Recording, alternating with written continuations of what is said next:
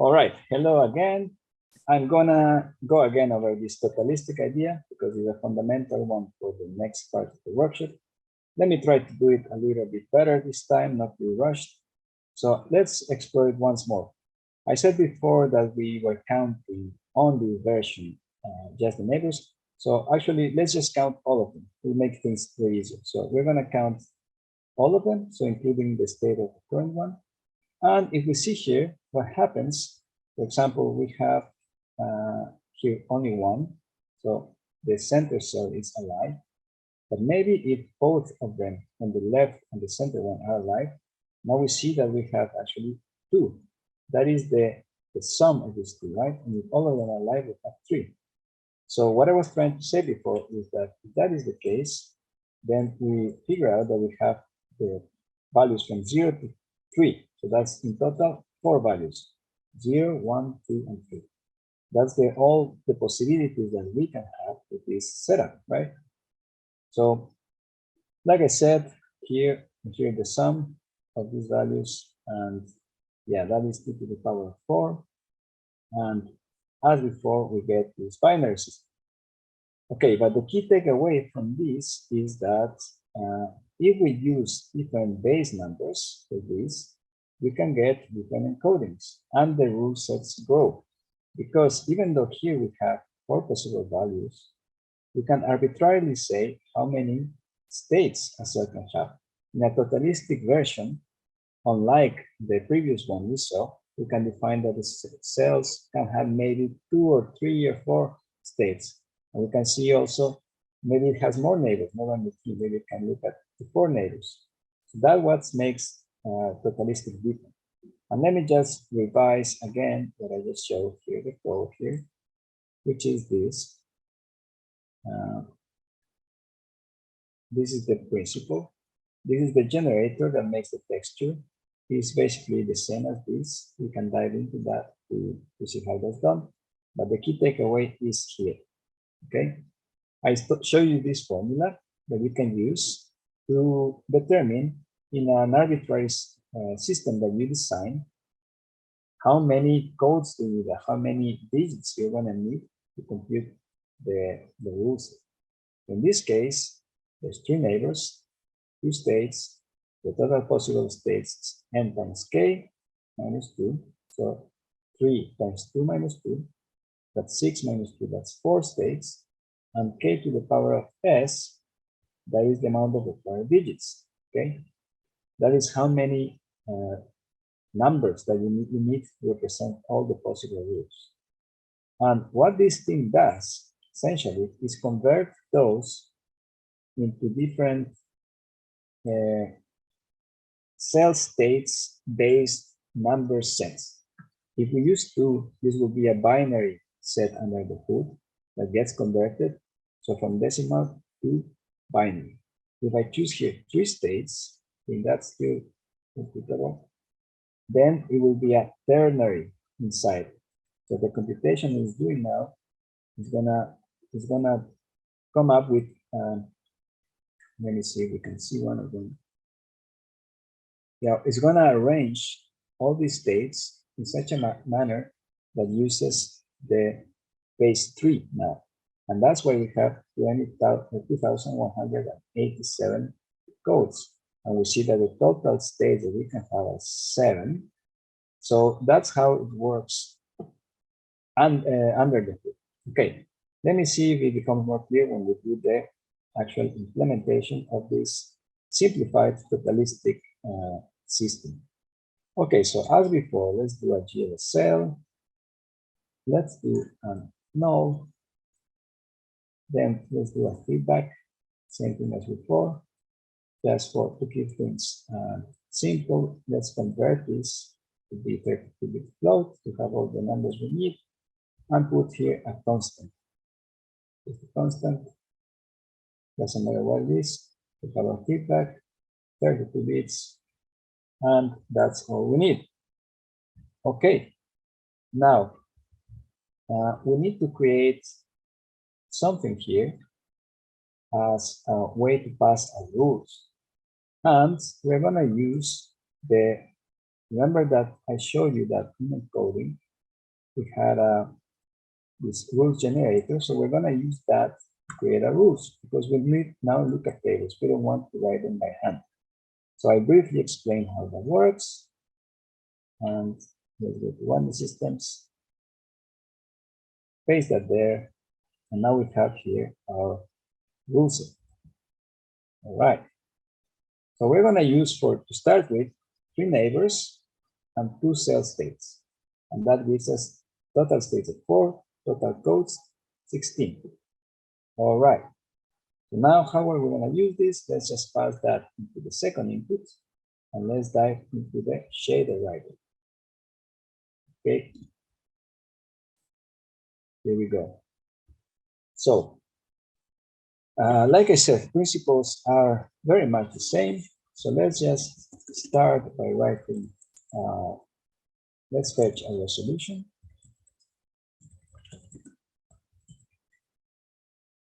So that gives us the resolution. Let's get our pixels.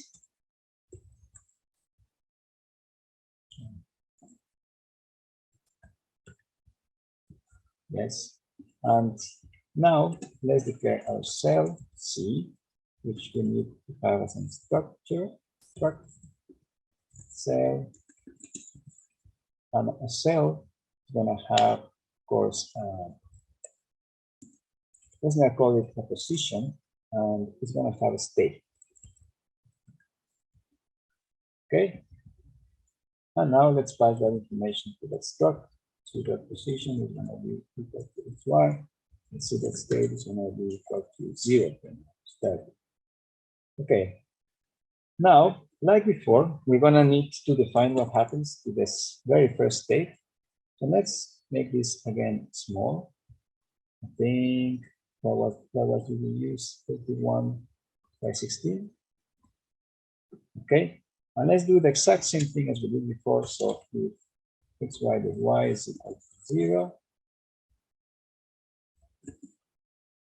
then we check for the cell state is going to be equal to the position on the x is equal to the resolution, the width divided by 2,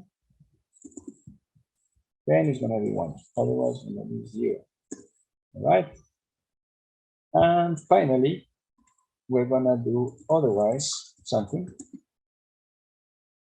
but let's first check that that works to be sure. So we don't need that, and here we're going to pass like before. We're going to here do the state of the cell, and indeed that's what we were wanting to have. The cell is there. Okay, great. That is pretty much the basic setup. Now we need to do the checks, right? So otherwise we're going to check the neighbors. And like before, we're going to pass here a cell and some rule, which is going to be defined as a uniform. So let's pass uniform. Rule. So via this rule, we're going to pass check neighbors. So let's declare check neighbors. Like before, we do it with an in out. So C and then rule. Okay, so if we do that, then we have what we need so far. And let's proceed by doing what we already know. So let's check the left. Remember, the left is on the left, so -1, and it will be the row before, because we are reading this in history, so that will be below, right?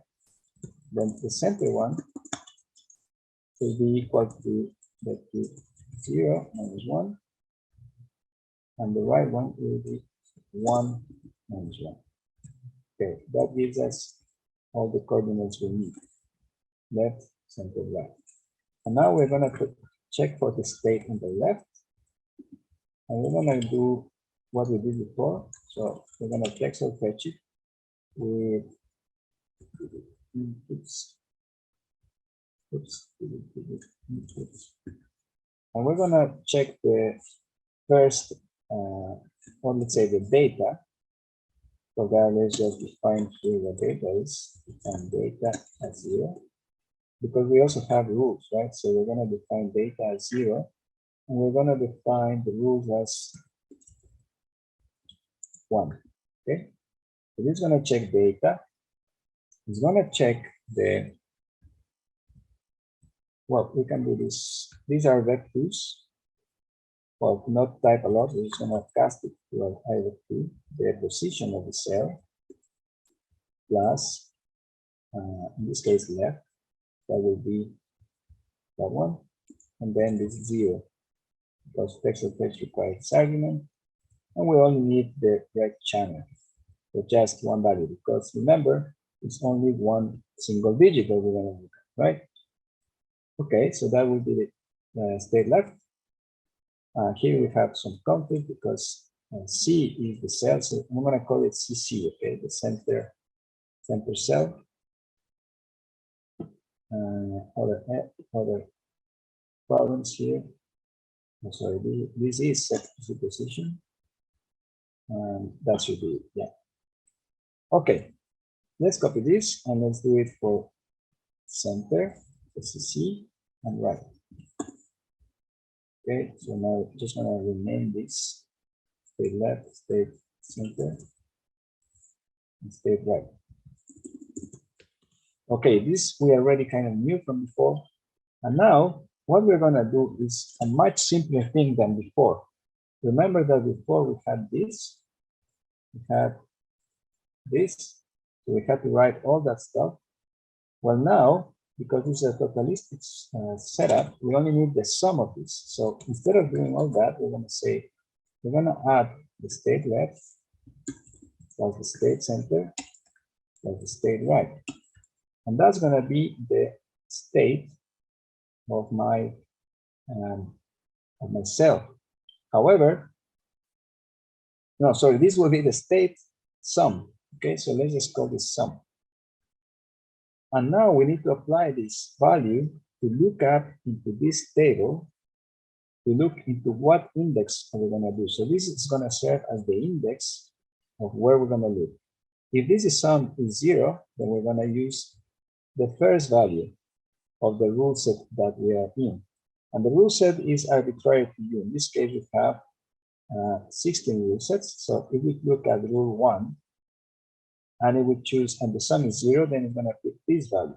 If the sum is 4 or 3, let's say, it's going to pick that value. If we run a different rule, the same, but for that rule. So that's how this works. So that means that we can, instead of doing any of that stuff, we can simply declare the state of the cell to be, again, an int.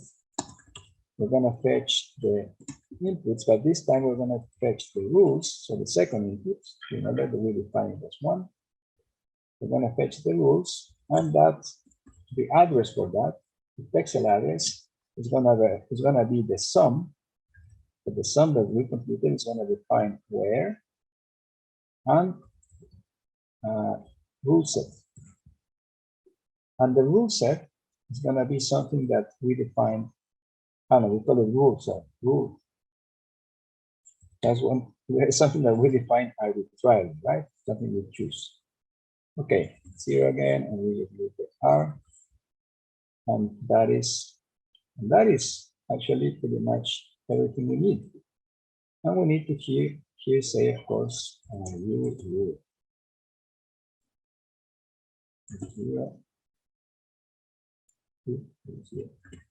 Okay, still not working. We don't need this. And it's not working because we need to, let me see.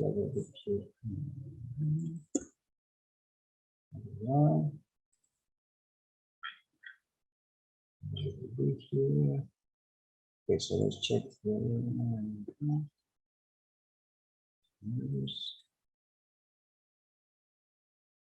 this should be in. Okay, let's not waste time. I'm just gonna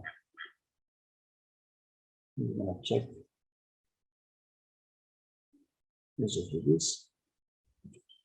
Let's make this quick. I'm gonna copy what I have.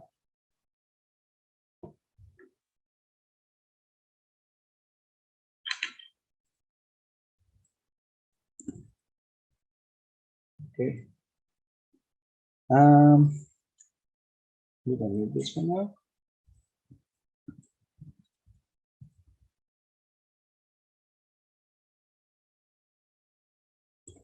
Oh yeah.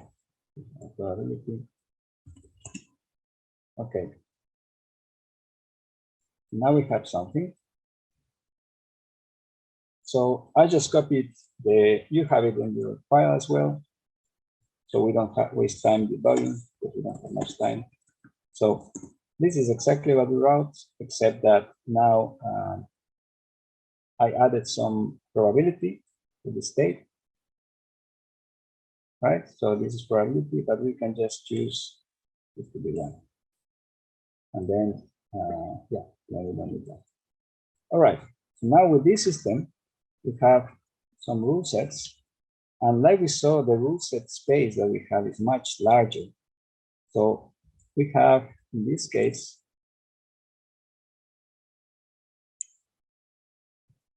we have 16 codes, right?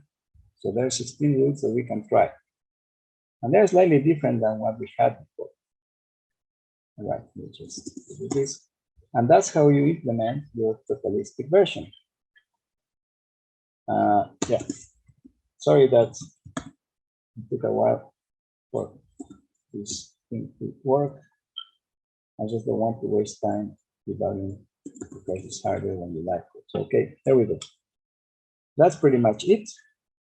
And now let me explain you the general version so that we can have a solid understanding and then move to the.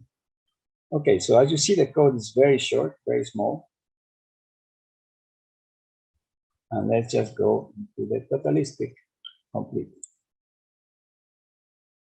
Like before, we compared this here.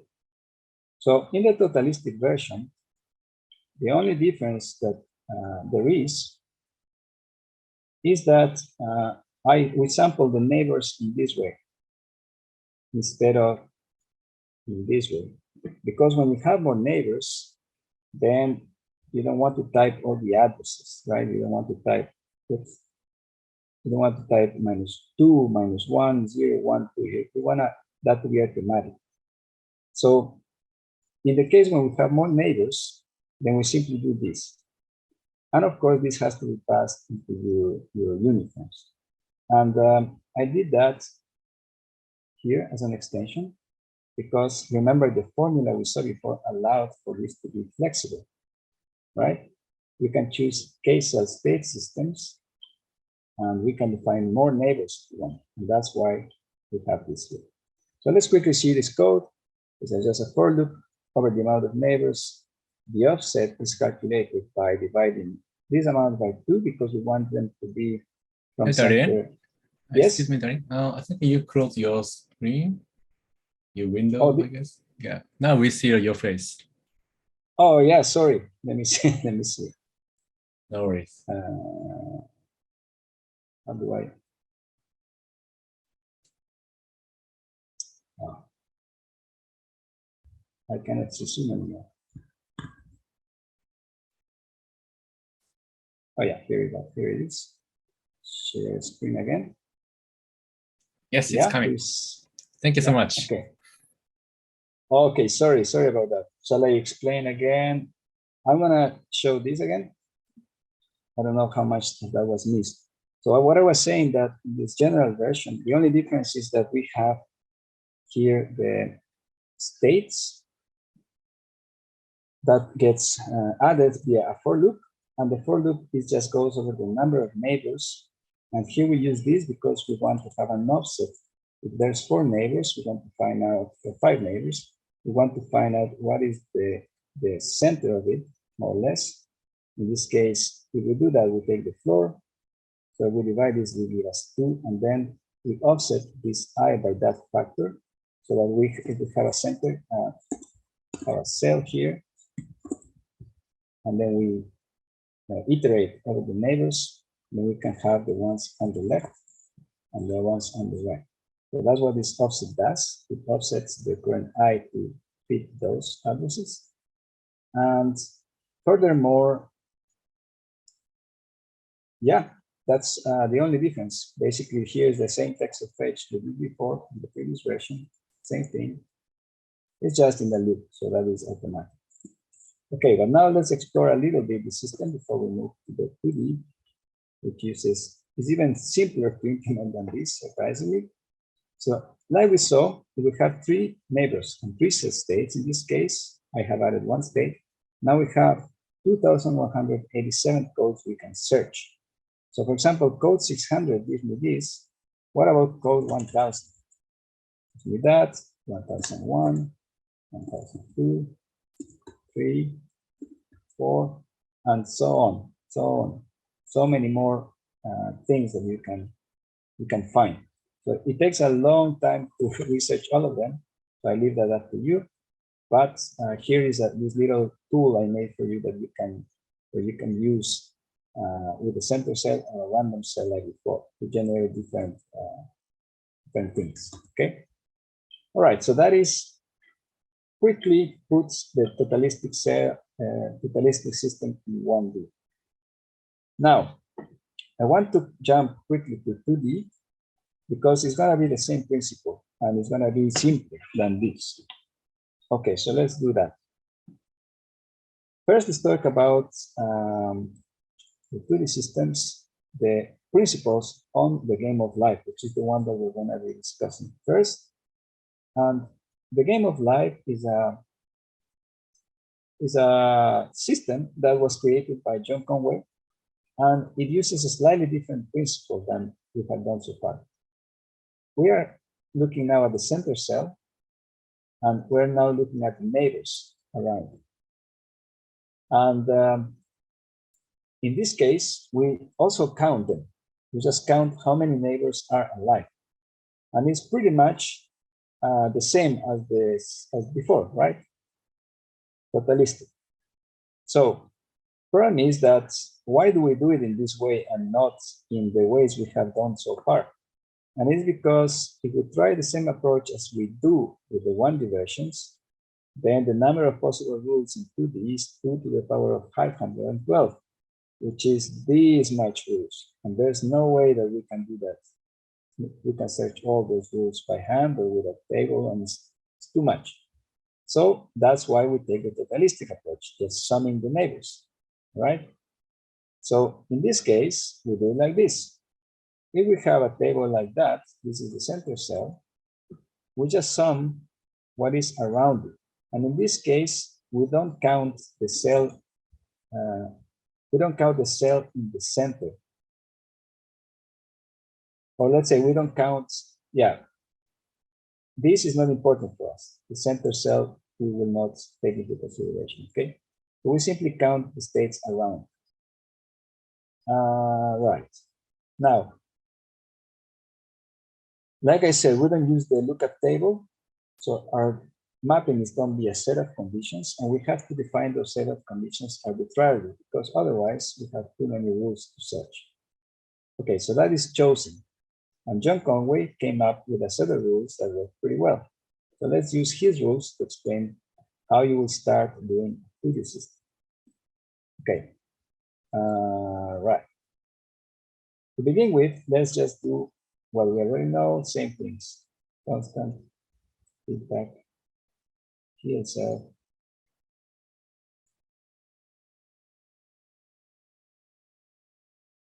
No. Feedback and 32 bits. Okay. So now that we have that, let's begin now to write a code. Things we're going to do are pretty similar to what we have been doing so far. So we'll define, let's start defining our data. We're going to be data 0.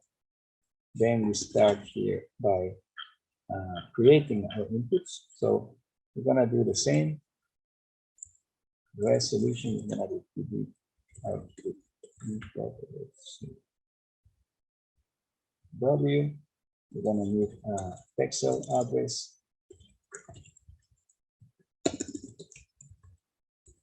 Okay, we're gonna need now,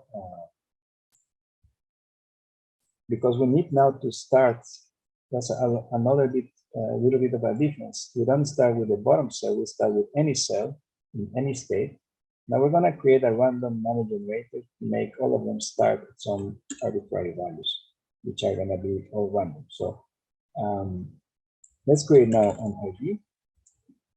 We're gonna create the ID by doing this.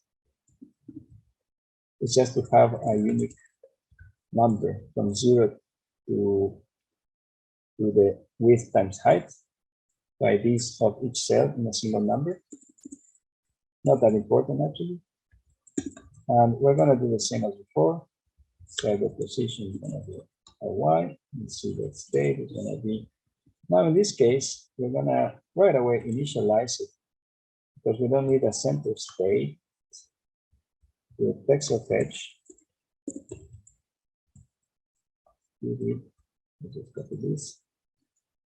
And that's going to be the data and XY. So the location itself. Yeah, so we know all this. So define our struct.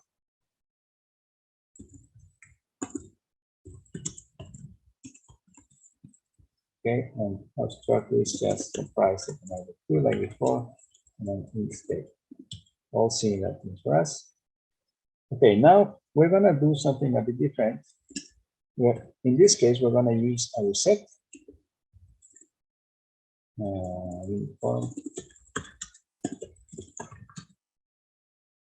And that reset, I'm going to go here. So it's just a way to reset our system. Okay. I already have those defined parameters to use this time. And I'm going to say if the reset is bigger than 0, then we create some random values for those cells. So the state is going to be equal to int, an integer. We're going to use a hash function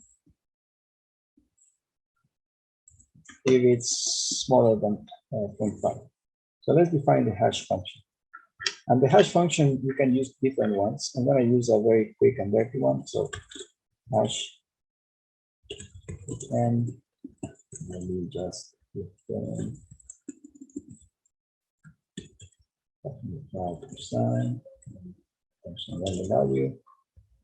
Okay, that's going to give us some sort of random numbers. And yeah, this you don't need to understand that for now. It's just to generate some set of random numbers. And let's now test this. So my state will be now passed to the color.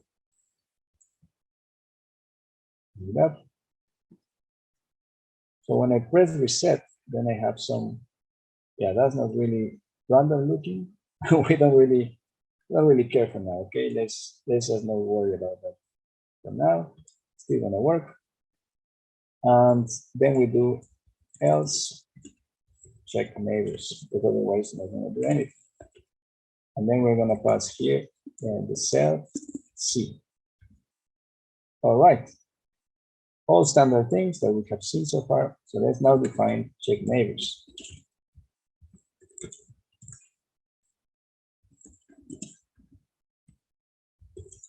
Okay. So in this check neighbors, now we need to see, let's start first with an N, or let's just call it neighbors. Neighbors, I don't know how to write that, you never know. So this will be the sum of values. And now we need to basically find out the neighbors around the center cell. So how that is going to be looking like is basically like this. We are in the center position, and we need to look at the cell on the right, on the left, sorry, on the right, up, down, and also in the diagonals. And that is called a Moore neighborhood. It's called Moore neighborhood. All right, so that's what we're going to use. So we need to define the coordinates for that. And you can define them like this. We are going to create an array of coordinates assuming we're in the center, that will be left, right, up, down. This is inverted actually, up, down. And well, it doesn't really matter as long as you have the right values. So this is how you define these neighborhoods. So that is that. And then basically we just need to here see what to do with those neighbors. So what we're going to do basically, we're going to iterate coordinates length. We're going to iterate over how many values there are here. And we're going to ascend, increment the index, and compute a coordinate. And the coordinate is going to be the position, cell position, plus the coordinates at that index. So index 0 will be this, index 1 this, 2, and so on. And then, yeah, that's it. So the position and coordinates. And then we're going to do the sum, or we're just going to add those. This is one, I call them neighbors. So the neighbors are going to be the integer. We're going to fetch from the data at that location, a location coordinate. And remember, when we need the web channel, and that's going to be the sum, and we're going to return this. Or not return it, we can just use it here. So let's just use it here. Use it for logic. So let's make sure there's no errors here. That looks good. Okay, good.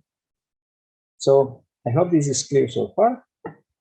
We're just traversing, finding the center, the cell, and the neighbors around each and every one of those cells. So we're going through each one of those cells, seeing what's around them in this neighborhood, and summing that the result of that. Okay, so now the logic, here is where Conway's logics come. So here is the birth rule. An empty or dead cell with precisely 3 live neighbor cells becomes alive. So that is expressed like this. So state 0, that is dead. If it has 3 neighbors, becomes alive.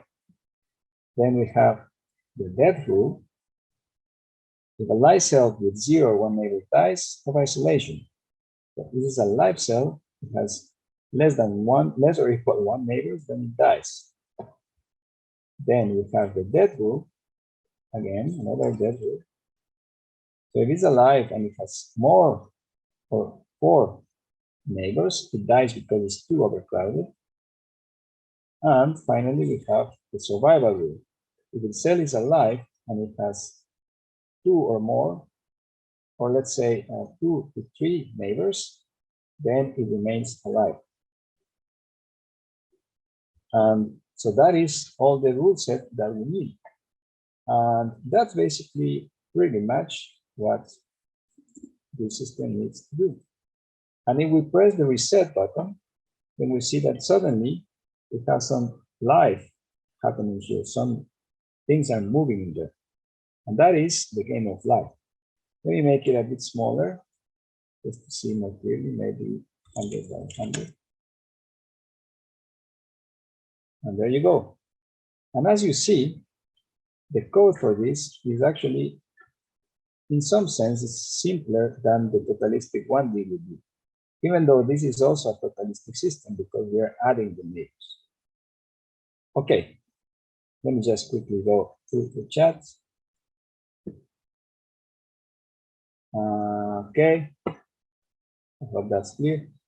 Yeah, now, all that I have mentioned here, you can find in more detail in those videos I made myself on my YouTube channel. If not, it is not clear. So that's it for the game of life. Now I want to explain something that is not in those YouTube videos. So now we're gonna try to go over this information in a bit more detail. I'm gonna explain Brian's brain. It's another type of 2D system that uses the same exact principles that we saw with the game of life, with a tiny minor difference, which is that the rule set is generalized to an algorithmic form that is of this structure. There is a survival condition, there is a birth condition, there is a death condition, and there is an idea of a cyclical states of decay. And this is what we're going to use later when we do 3D.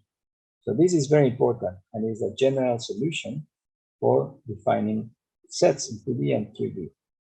And that's what Brian's brain does. So let me just quickly do this. I'm not going to do this code from scratch. I'm just going to explain you the code, the differences. And we can come back as well to the other system to explain something that may not be very clear. All right, so how this works. Like I said, we have here, I will explain this part in a second, but we have here this. We have a live. Okay, let me explain it properly. The notes we have here. So, okay, we have a survival condition. That is when the cell is already alive, which is here. So let me just do this. You can tell. If the cell is alive, that is the survival condition, then it goes into dying because it survives. So it stays alive, but it goes to a different state. So it goes to state 2. If the cell is dead, then we apply the birth condition. It becomes alive if it has precisely 2 neighbors. Okay, and otherwise it's just dead. And the idea of cyclical states of decay is this here, that you step into a different zone that is not dead or alive, but is in a decaying state. So the cell is sort of dying, but it's not really dead or alive. And that is the key idea in this way of representing CAs. And if we run this, what you can see here is that we have slightly different behavior and a slightly different representation too, because I'm showing you here both the alive state, but also the decaying state. So the decaying state is represented with the color red, and the live state, the ones, is represented with the white color. So that is the main difference in this kind of systems, in the Brian brain system. All the rest is the same. What I have also didn't mention when we did our previous system is that what to do on the edges of the system. So let's see here. So what to do, for example, when we're looking at this cell, it's on the edge, but on the left, there's nothing. So it's going to interpret it as 0. And it's always going to interpret as 0 if there's nothing. But we could also decide maybe it should just wrap around and see what is there. So if it's all to the left, then it wraps around and comes out from here. So we can do that easily by creating, for example, here a modulo with the resolution. That will wrap around because modulo, as you know, is sort of a wrapper around some value. And we pass here the resolution. The check neighbors, so we can pass here the resolution. If we do that, then it will wrap around. As you can see here, now the rule sets, they wrap. And that's what I have done in Brian's brain too. Let me just demonstrate it clearly. Set. So if you can see on the edges, they wrap around, so there's more life going on. That's what's going on in here too. If you see, for example, you follow them, you can see that they appear on the other side. And that's what all these options are. You can wrap them, you can clamp them, or you can just decide that it's 0. So this is the version that I'm using, wrapping. And I made them into 3 functions just to offer you some leeway on what to do, right? So you can clamp it. And that, of course, has a consequence of how they behave. All right. That is Brian's brain. Sorry, I don't dive too much into this, but the key idea is this, yeah?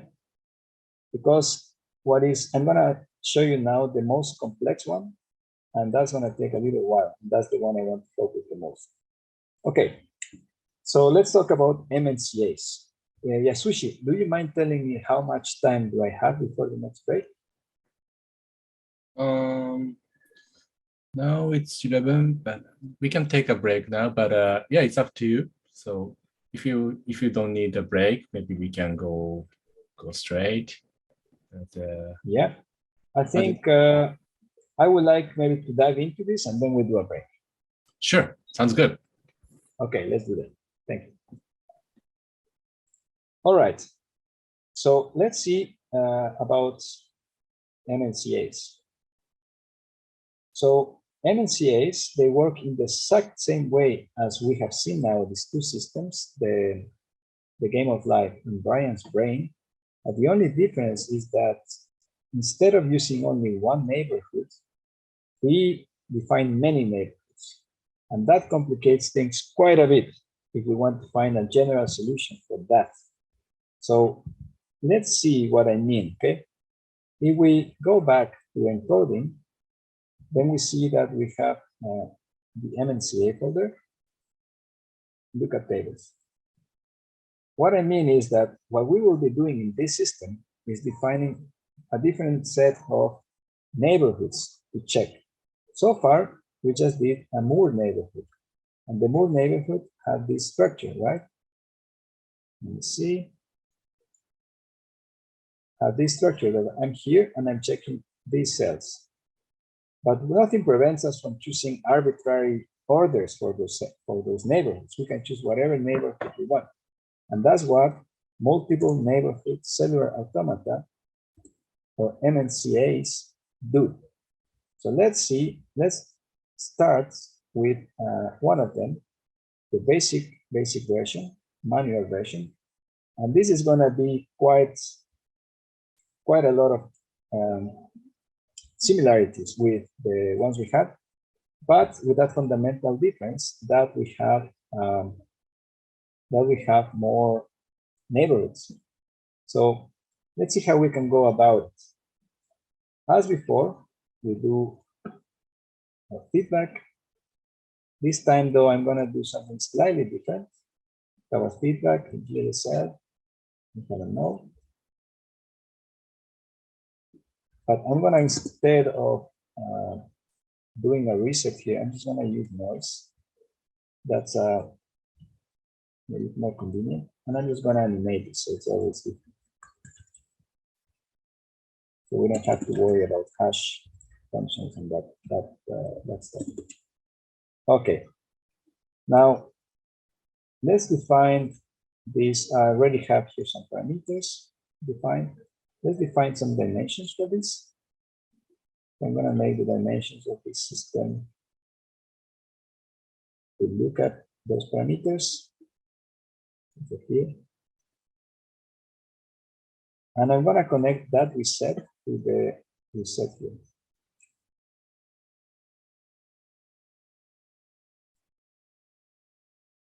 Okay. And now let's write the code.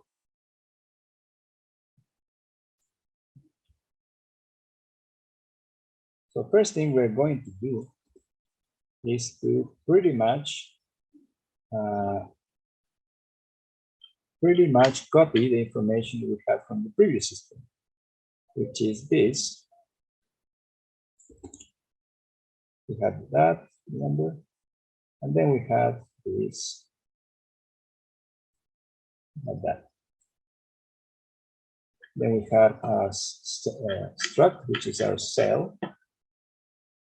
And in our struct, we're going to define an extra thing. So we have the position, we have a state, and this is not confuse anybody. And Now we're going to define also the neighbors pass. We're going to pass the neighbors as well at some point. Number time. Okay. And now we're going to structure the code a little bit differently because, like I said, we are going to need to read from multiple neighborhoods. So all we need to do in this case is just run the rules here, because when we press reset, it's going to fetch something. In that case, it's going to be the noise. That will be the initial state of the system. And then we're going to have to do something with the multiple neighborhoods we're going to use. The principle, remember, is the same. So I'm going to just copy what we already have from before.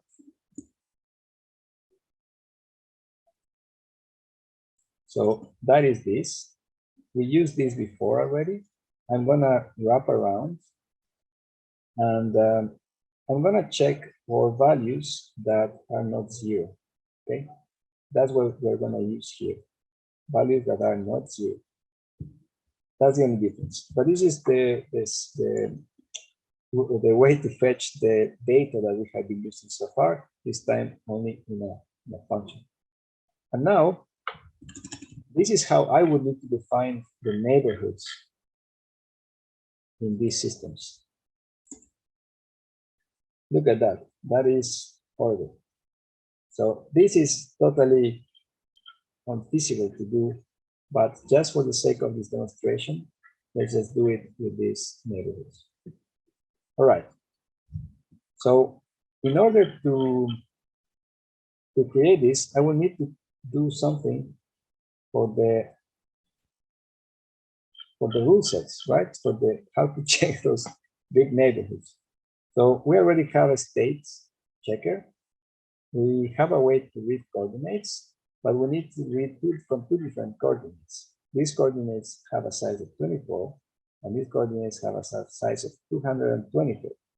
And remember, even if it looks scary now, it's the same principle as with the game of life. Very simple in principle, hard to implement nicely. So I'm just going to copy these functions because it's going to take too long otherwise. So all I'm doing is just iterating over those arrays, iterating over this array, and fetching that.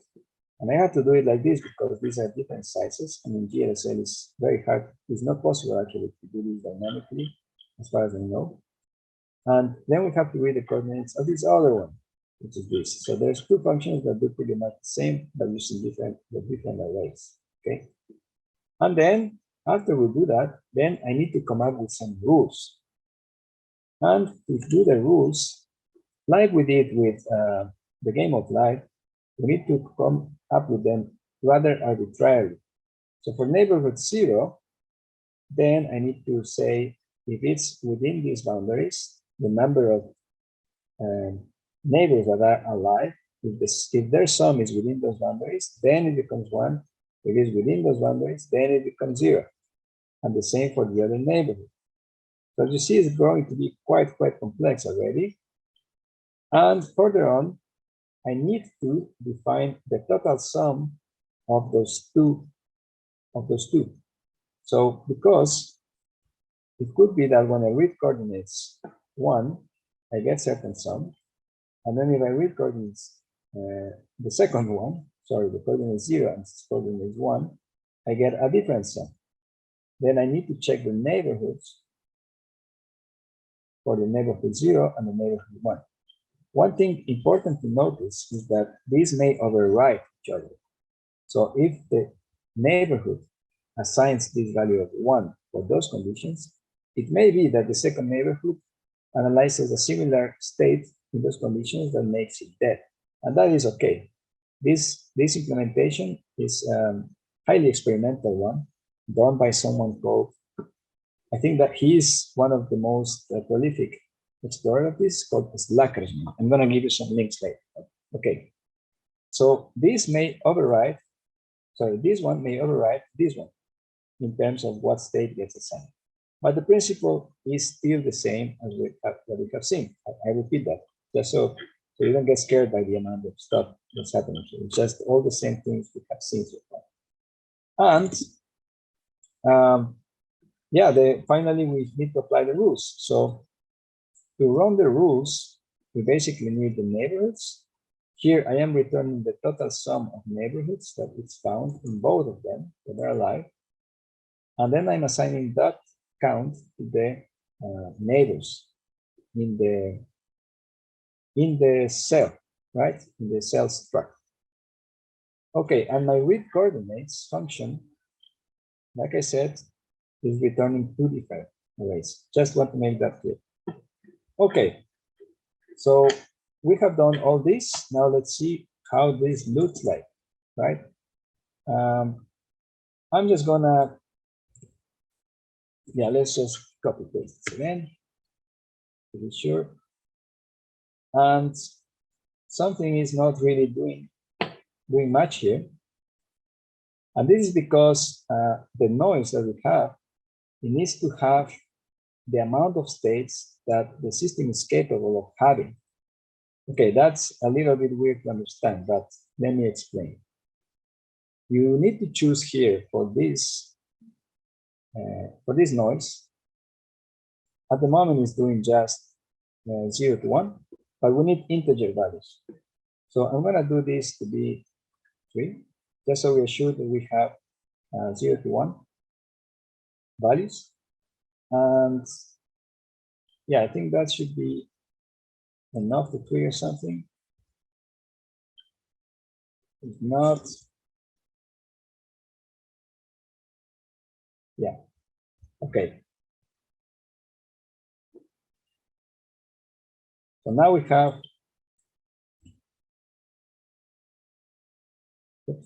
now we have something that looks like a cell with some aureola. So it's moving around, and it has a much more organic cell-like looking thing than the system before. Yeah, so this is what this can create. So it's very, very interesting. And definitely we would like to find out easier ways to do this, okay? And that's why I have done basically for the workshop, I took some time to create tools for you so you can explore them. So this basic principle you can study just to see how things work, but this is not the best way to do it, at least in TouchDesigner, because we want to do it programmatically and in a nice way.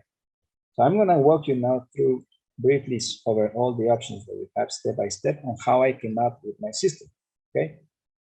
Okay, let me show you that. One option to make things easier would be to use lookup tables, because we could define the neighborhoods like this instead of in the code and then pass them as a texture like we did for the 1D systems.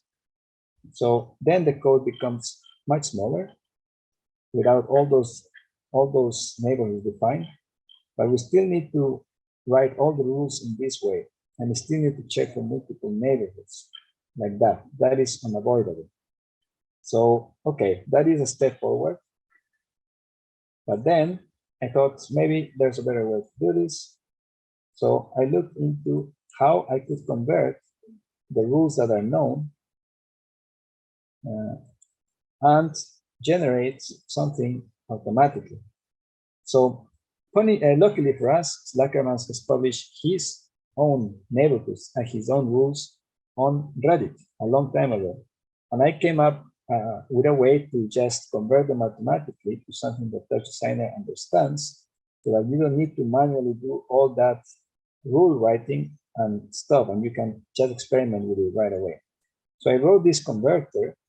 It's a converter from those samples from Slackersman to generate basically code. It generates all the code for you so that you don't need to write those rules, and then you can simply tweak them. It's a much faster way to explore the systems until you get comfortable with writing your own things. So I'm not going to explain how this works, but basically, really briefly, it's just converting strings to code that can be used by Touch. So you can read this code if you want to see how I wrote the converter. Not important for now. But it spits out the neighborhoods into rows, row 0 and row 1. So that means 2 neighborhoods. And it reads the neighborhoods from left, from left to right. But that's not what I wanted to say. I wanted to say it uses the neighborhoods as they need, as it's needed, based on that code. that gets generated. So that code is in the shader builder that comes in here. And basically this part is what gets changed. Yeah, this gets generated automatically. So if I choose a different rule set, you see that you get with different code. Code 2, code 3. It just spits out everything necessary for it to run in GLSL. And then if you run these codes, some of them they do nice things, some of them they don't do much. It's up to you to explore. I really like 16. It does this. And this code that we see here, the result is pretty much what I just showed you, but generated automatically for you, right? All that boring part is generated for you automatically, so you can focus on the important. But now I thought, okay, that is nice. Maybe it's better to do it in a full-fledged tool. And that's what I have created here. There's a little thing in TouchDesigner, I mean, with a script. I use a script chop. You need to change this rule for the script chop to kick in, otherwise it will not work. So first change this to something, and then put it back to where you want it, and then it will just work all the time. It's just when you start the patch, you need to do that. And here I have created something which is much more handy. It has an editor option, which allows you to see the neighborhoods that are being used. And here you can tweak in real time those neighborhoods so that you can come up with neighborhoods yourself. And here has some control to see, to set the size of these kernels and to change how many of them you want. And to control that, you can dive into this in system. And here you have also a kernel viewer. It allows you to see how the rules by slack commands look like, okay? And this is very, very handy because then you can easily explore rules. So for example, rule 16, rule 31, rule 48 has 3 neighborhoods, rule 90 has 2 neighborhoods, and so on. So you can see how he designed his neighborhoods, and you can now design your own.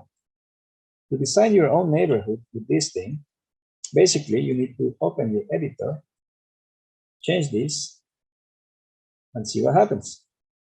So let's see. Sorry, and I forgot to say, the neighborhood source, if you're designing your own neighborhood, needs to be the kernel. Then it's going to use yours instead of slack admin. So if we reset this, and the rule source, I'm also going to use the kernel ones. And I'm going to show you now how to write the rules. First, let's focus on neighborhoods. Now, if I change this, you can see the effect that this has on the system. Oh, there's a bug, so I think I need to clear it first. So, okay, now we can design some neighborhoods and see how that affects the thing, right? And this will work in real time. Some of them will be interesting, some of them will not be interesting. Like this one, for example, doesn't do much. So you really need to explore and find out something that works, which can be challenging. But once you do find something that works, there's also a tool here to save those rule sets that you have come up. So you can load, for example, as well rules. I have saved one rule here. And if you load that rule, then it's going to come back live, and it's going to show you the kernel that you saved. So how to do that? In these parameters, you can do 2 modes, read or write, or create. So if you go to create, then you can write here your rules as you want them. So for neighborhood 0, the live options, and for neighborhood, for neighborhood 0, the dead options, and neighborhood 1 and neighborhood alive and dead for neighborhood 1 options. Here's how you write them. You can add more rules and delete rules. So if you want a new rule, you can add this. And of course, this has to do with the amount of neighborhoods. So in this case, let's just do 2. And you can save this into disk. Custom rules, you can create, for example, 2. And if you save it, it's going to make a folder with all the stuff inside. So I made this so that you can easily explore new rule sets and play with the system, because otherwise MNCAs are hard to implement and to use. And finally, I made this version, and after this we can take a break. This is a much more complete version with a little bit of coloring as well. because here what I'm doing is a little bit of a rendering advice for you, because you can choose different ways to show the information. You can do it like this in monochrome, or you can do it with more colors. And to do that, what I have done here is just create a render function that maps some values as I want them. This is not has nothing to do with how the system works. It's just some mapping that I'm doing to a different buffer. So this is independent from how the system works. It's just to make it look nice.